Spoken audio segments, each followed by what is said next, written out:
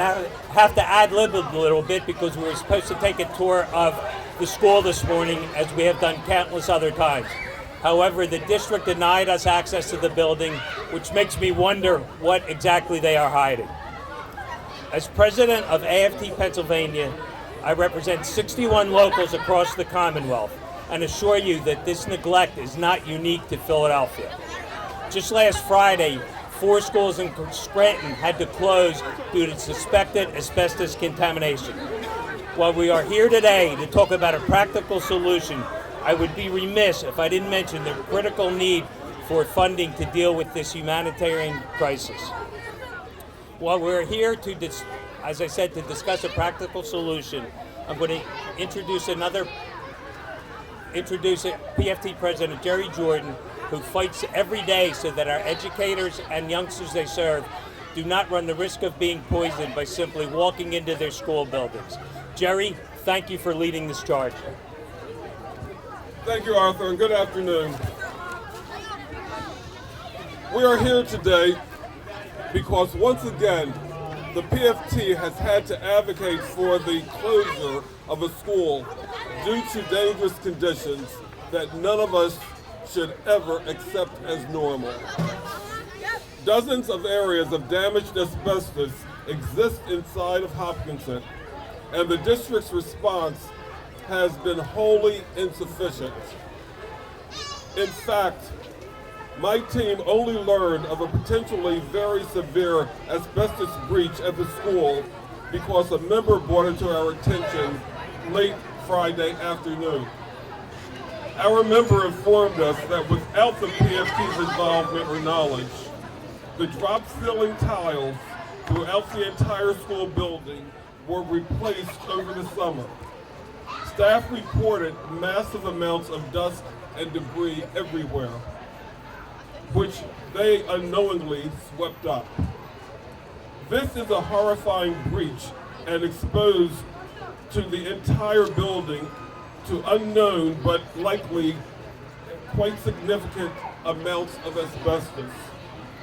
This situation is disastrous and also proof positive of our inability to accept the district's word or proposed courses of action as insufficient. Further, their sampling effort over the last 1 to 2 days will not, in any circumstances, allow us to declare the building safe for occupancy. Our environmental scientist, Jerry Roseman, is here with us, and he will be able to answer any questions you may have regarding the science behind our recommendation. Advocating for the closure of the school is not something we take lightly. Our members want to teach and our children want to learn. But you cannot learn in an environment that is poisoning you. And let's be very clear, in a wealthier, whiter school district, no one would ever have to fight this hard for the bare minimum. The staff at Hopkinton has been remarkable in their fortitude and diligence in sharing their concerns with us. But this is not what they signed up for, and neither did the 875 children who should be in this building learning each day. We've talked so many times about the problems, but we've also talked so many times about real workable solutions.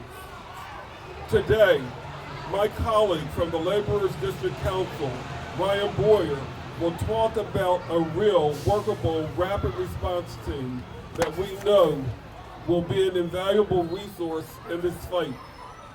But before you hear from Ryan, you'll hear from a number of people who are living this nightmare day in and day out. Their stories are poignant examples of what's at stake. And now I'd like to invite one of our important partners in this fight, Stephanie Mariano, to say a few words. Stephanie is a Richmond Elementary School parent where numerous areas of the school were closed. Stephanie is a strong advocate for her child as well as for all of the families at Richmond and beyond. Stephanie.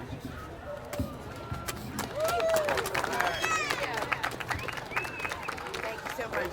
Hi guys, how are you? Yet again, we're at another school that has to be closed down due to the ongoing You have to step up to so that asbestos concerns. Now, we always say that our children are our future, right? How can our children be our future if they cannot go to a clean and healthy school to learn? That's what they need. They need to be in a safe and healthy environment where they're not having breathing issues on a daily basis. This school behind me is closed, amongst others, because of this issue. We're asking for the school district to step up now, not in 4 months when the summer hits, when they can clean the schools. We want funding now to get the schools clean right now so our children can come back and learn in a safe and healthy environment. Our children are our future. Who knows, one of our students here could be our next president.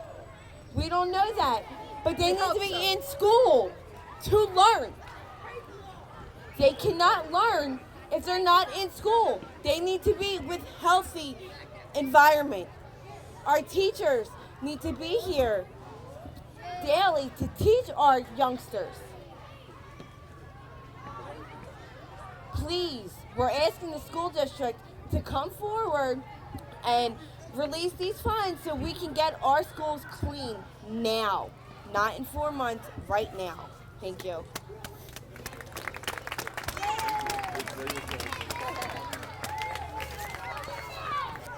Thank you, Stephanie.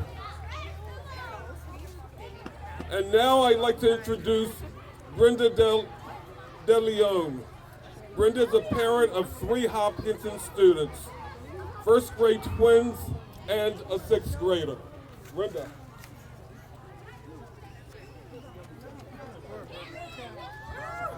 All right, my kids have been going here, my son, from kindergarten to 6th grade now, and we just want better schools for them. I have 2 other kids, they're in 1st grade, and we just want them to be safe.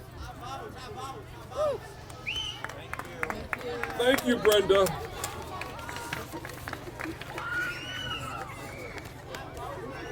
I'd like to now ask for my member, one of my members, Laura Pritz, to speak to you for a moment about the impact the environmental hazards and subsequent school closure have had on her and the entire Hopkinton school community. Brenda, Laura. Yay! I love you. Good afternoon. My name is Laura Pritz, and I've been in Hopkinton for 5 years of my 14-year career in the school district of Philadelphia. I'd like to say that Hopkinton is my second home, and the people surrounding me are my second family. My family members have been exposed to unhealthy conditions for too long. We have children, a lot of children that have asthmatic health concerns, and I am one of those people because I also have asthma that is well controlled with the help of my doctors, but for the first time in years I've had to use my rescue inhaler. I've had to walk students to the nurse for their rescue inhalers. I've seen colleagues diagnosed with environmental breast cancer, and I've had a lot of students absent due to pneumonia. We are urging the district to respond to our crisis quickly. The students, the staff at Hopkinton and every other school in Philadelphia do not deserve to walk down the halls and fear that they're breathing in something potentially hazardous to their health. What good is an education if they're going to have to deal with health problems down the line, since they are being exposed to this such an early age?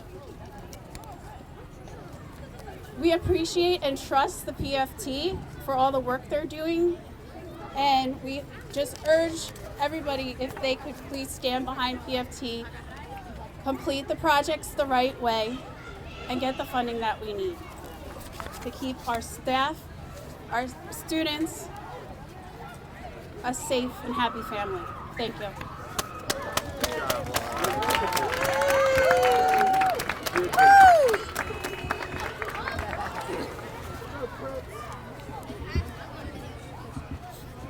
Thank you, Laura. I appreciate all that you do, as well as all that the entire Hopkinton staff do every day for the students you serve.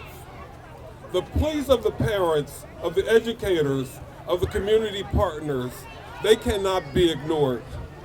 Our educators and community deserve so much more than the toxic schools in which they are forced to work and learn each day. We cannot be any more clear-eyed in our mission, and that's why time and again our union has taken the lead in finding real workable solutions to this crisis.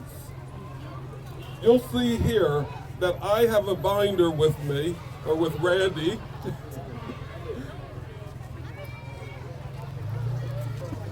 Thanks, Randy. These are unresolved reports related only to suspected asbestos that our members have submitted to our Healthy Trackers app, despite the district's promise that they would have eyes on suspected asbestos within 24 hours and resolved within 48 hours. You can see here that it's just not happening. Here are a few examples.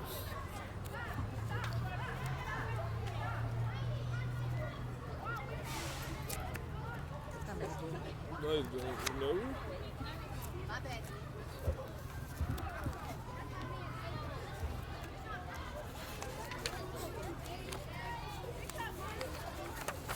At Fitzpatrick.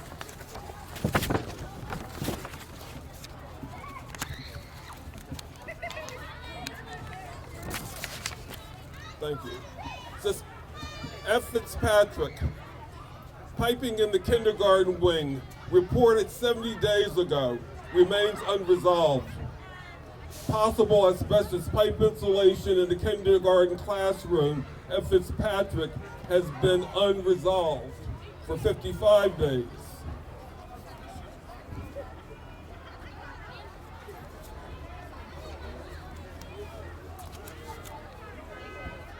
Crumbling, likely asbestos floor tiles at AB Day have remained unresolved for 61 days.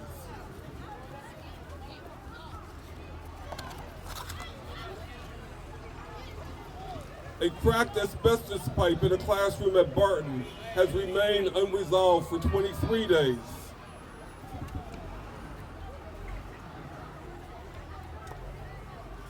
Missing floor tiles at Emlen's basement kitchen have gone unresolved for 61 days.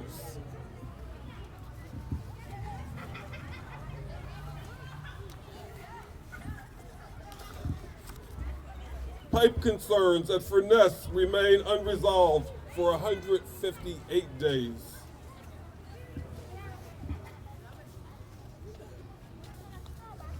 A crumbling wall with pipes attached has gone unremediated for 145 days at Lee Elementary, while suspected asbestos pipes have gone unremediated for 69 days.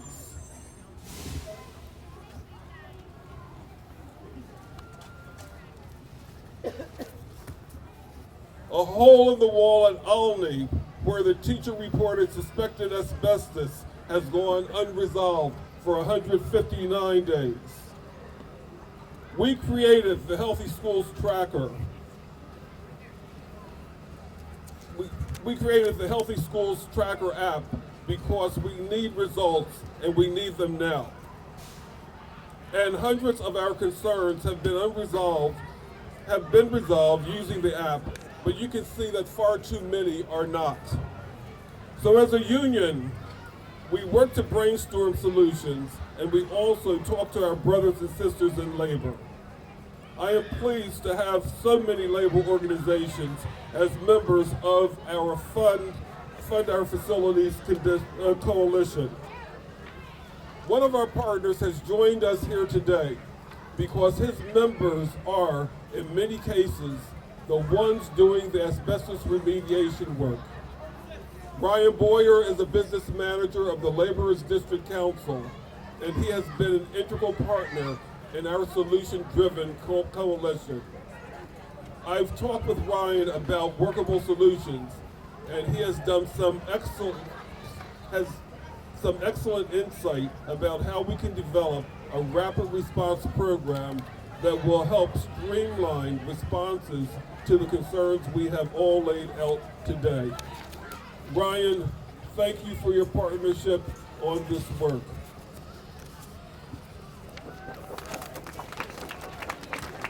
Thank you, Jerry, for your leadership. Obviously, this problem is very important to these children. We do not want to extinguish their dreams and their hopes. And you can only do that if you're in a healthy environment. So we're here not only on behalf of the Laborers District Council of Philadelphia and vicinity and our over 5,000 members, but also the Philadelphia building trades.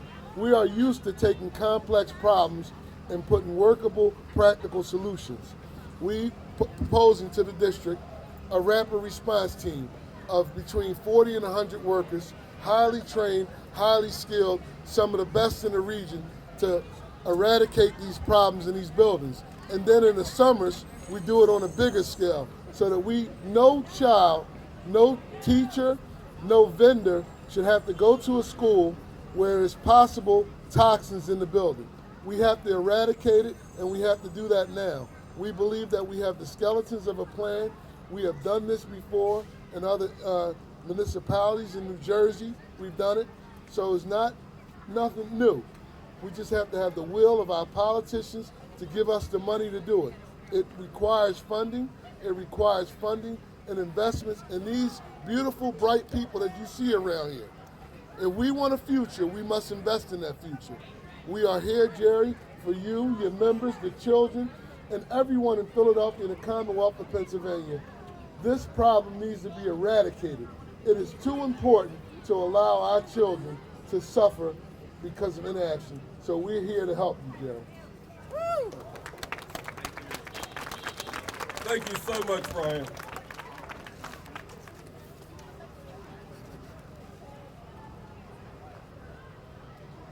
And next, I'd like you to hear from one of our strong allies in this fight, Councilmember Derek Green. Councilmember has been a relentless advocate for not only the process changes needed to address this crisis, but also for the funding that we know is urgently needed. Councilman Green.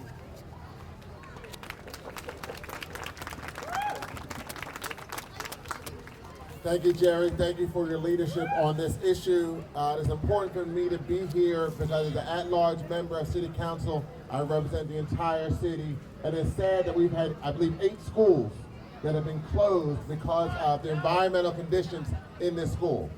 This is an issue that is very important. The governor just proposed a new budget, and so we're going to press upon the governor to make sure we get the resources we need, not just throughout the entire Commonwealth, but also right here in the city of Philadelphia. But I'm also very, very proud of the partnership of labor from the Philadelphia Federation of Teachers, the laborers, the building trades coming together to come up with this rapid response team.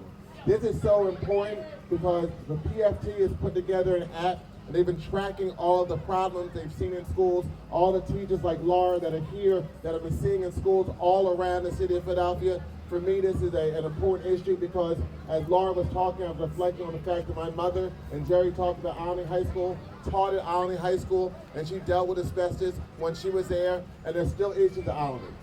In addition to that, the fact that PFT is working with teachers and being a rapid response to the parents like Brenda and Stephanie who need that information on a very immediate response. For me, I actually received that same support from PFT. I was in a meeting with the school district in City Hall, and I got a text from the PFT learning that there was asbestos in my son's school that I did not know, would not have known, but for PFT. So the work that they are doing with the teachers and getting information out to the parents like Stephanie and Brenda is so very important. That's why I support this effort. And I'm glad to see that labor and others are coming together to address this issue in a rapid response team so we can address this asbestos and environmental problems to make sure that none of the children here have to have an unsafe place to learn and none of the teachers have an unsafe place to work. Thank you.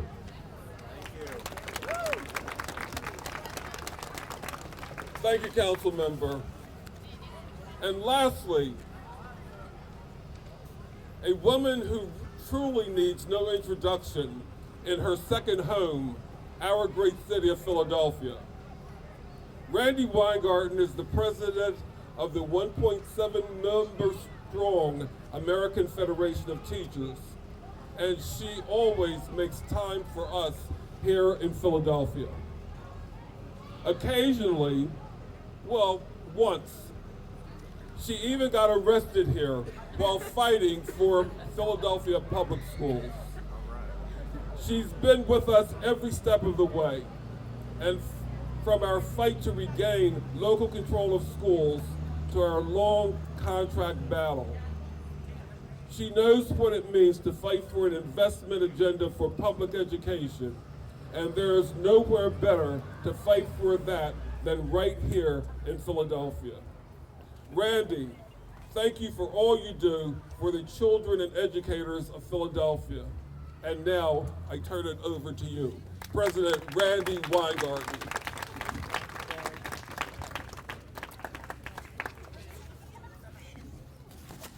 First off, just a public service announcement. Everybody, after this, wash your hands. Because we're dealing with lots of things all over the country. And I did wonder yesterday, and I'm starting this purposely this way, the flight attendants, nurses, and we had a press conference yesterday before the State of the Union to basically say to Donald Trump and others, look, there's a real epidemic in this virus, coronavirus. We can do what we can do. We can put fact sheets out. We can tell people what to do. We can advise them. But this is actually the government's role to do public health in this country. And I would say the same exact thing here.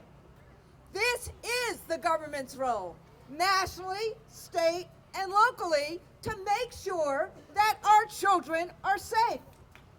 Whether they are in a school building or a school bus or anywhere in the city, a library that is opening, we have to make sure that there is a safe and welcoming environment. And that starts, excuse me, I'm spitting mad. That starts with making sure there's no toxins in the building. Now, what has happened here is pretty obvious and simple.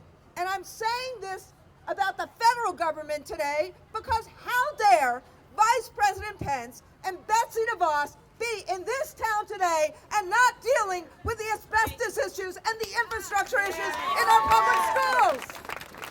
Don't do a photo op, actually solve problems.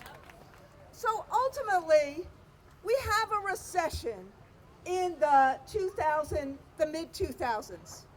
Why do I start there? Because when I was actually a young rep for a union in 1987, we had an asbestos issue in the school in which I taught at, Clara Barton High School. And our local union, the UFT, we started a whole health and safety program like PFT is doing. And over the course of a few years, we got many of these situations solved, but it took a lawsuit, just like PFT has now filed a lawsuit to try to get these solved. But it took information, just like PFT is doing with the app, which by the way is a working app, the app, the binder, so that people have that kind of information. But at the end of the day, this is an obvious problem. We have, and PFT has started, and you see it from all these amazing signs, a fund our facilities campaign for the last year to direct strategically money to solve these problems. And every time somebody says there's not money to do it, well, there's money for so many other things. Why is there not money for our kids? And over again, when that excuse gets made, what a shock in an old building that had asbestos or lead and it starts raining. It doesn't take a scientist to understand that's going to get worse and worse and worse. And now it's gotten so worse that you have 7 schools that are closed. You have a disruption in education. You have parents and teachers and kids who are frightened about what asbestos or lead does. You have a teacher who has mesothelioma. What more evidence do we need that we have a public health crisis that needs to be solved in the city of brotherly love? So it's great because of this relentless advocacy over and over again for the last year that the governor has put together a $1 billion fund. That's great. Now it has to be used on the things immediately to get this building open, which, by the way, they did not let me go into today after we knew or after we were told we could. So what are they hiding there? So we need that fund. That fund has to be passed in Harrisburg. But we cannot wait to the summer when you see tiles, when you see lead in water. You cannot wait to the summer to solve this now. Because it hasn't been solved up till now, we have to do things more quickly. And thank God for the solutions of our labor movement coming together and Ryan coming to this microphone 2 or 3 minutes ago to say the laborers will work with the city and the school system to actually get the asbestos out in a safe way. We have a way to do it. Now we need from the school system, from the national government, from the state, the way to do it. Most of the time, we had the way to do it. Now we need the will, and the will is the money. Most of the time, we don't have the resources to get it done. You've just been told today that we have the resources with this kind of ready access, ready team to do this kind of work. This means we need to get it done now. And that is why we are all here today asking Superintendent Height, asking the mayor, asking the governor, asking the national government, stop the politics. This is a public health epidemic, an emergency. Make sure our kids and our educators and our parents come first and solve this problem, solve this crisis. Let us use these ready teams that Ryan and others are putting together and do it now. Thank you.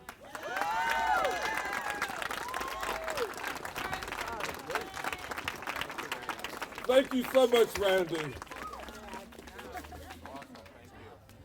I told you that Randy is as invested in Philadelphia schools as my members who are here from the Hopkinton School and the rest of us. Thank you. I would like to open it up for any questions that you may have. Jerry, what would the cost be of the rapid team, assembling the rapid team, and is it the 125 million figure that we've heard that we need to eradicate all the asbestos? Kristen, I'm sorry, I missed the beginning of your question. What would the cost be to assemble the rapid response team and kind of do all the work? Ryan's still here. I think he had to duck out there. I don't know what the cost would be, but whatever the cost is, when we're talking about the lives of the children and of the staff who work in these buildings, it's not a lot. It's also important to note that this work has to be done, and the district does not have sufficient personnel to handle it right now, so that is the reason why we need the response team. So the cost would exist no matter what. But Kristen, part of the issue is what the laborers, I'm sorry, what the laborers have brought to the table. What the laborers have brought to the table is they've been trained in this work. They know how to do this work. So all of the kind of ancillary costs that normally make a job more costly, they're saying we have the way to do it. They have actually given us a really important gift here to actually help the city of Philadelphia. And Ryan, but by the laborers doing this kind of work, the city doesn't have the personnel. They can do it. It will be done high quality. It can be done union. And there are always funds and pockets of money for emergencies. If this gets treated like an emergency, there are people who are willing to do it. We can get this work done. Right. Can you give specifics on where exactly the money would come from, and also what's next? What's next for you guys to get what you want? What are you willing to do? It's not just to get what we want, Stephanie, it's to get what we need. Yes.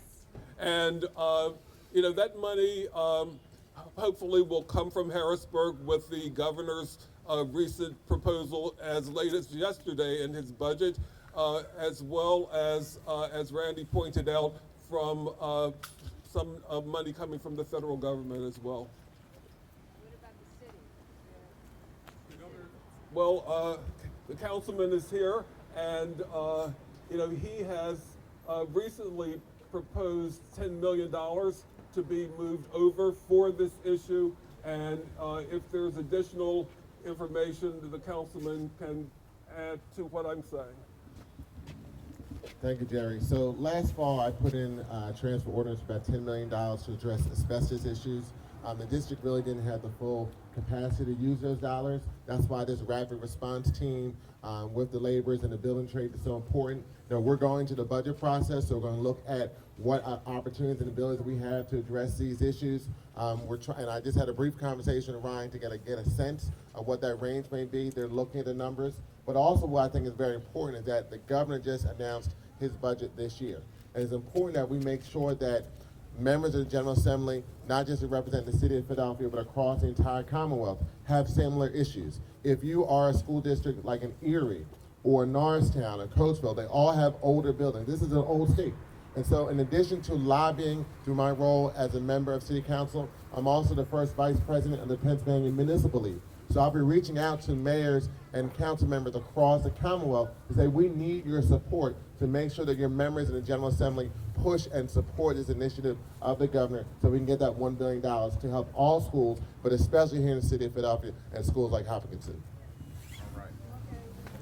Thank you. You didn't answer my question, so what are you willing to do next? What comes next? We're going to continue to educate the parents and citizens of Philadelphia and all of our elected officials in order to continue to make sure that they understand how important this is. And there's been no one that I've spoken to about this who is against making sure that these buildings are safe for the children and for the staff who work in them. Has the school district replied back to you? Have they said what the thoughts are on this idea? What do you expect them to say? I expect that they will want to implement this plan. And no, I haven't heard from them yet. Is there any concern that once these schools get reopened, if they get reopened, how long your members, your students are going to have to be in school in the summertime in order to make up these days that they're missing out of classrooms? No, there isn't a concern about time right now for this school. What about the other ones? As of right now, I don't think that there could be one, but I'm just not sure of that. Could you go over what exactly this rapid response team would do? Would they go into the 8 facilities? Would they be in charge of, I think you said something on the press release, like assessing and also taking care of the problem. Could you give us specifics on what the team would do? They will, when a building is identified as having a problem such as we have here at Hopkinton, that the team would go in and someone has to evaluate it. so they will evaluate the condition of the building and what is needed to be done. And they would then look at the scope of work and begin the work. The other schools that have been closed, they've reopened. So this is the one that's closed right now. So therefore the other schools, the other 7, there would be no need for the rapid response team to go there because the work's been done. So these people would supplement what the district is doing now, or what it's trying to do? As I gave examples, Dale, of the number of problems in many of our buildings that have been identified that the district cannot get to right now, that's where that team would be able to go in and do the work necessary in order to clean those buildings up.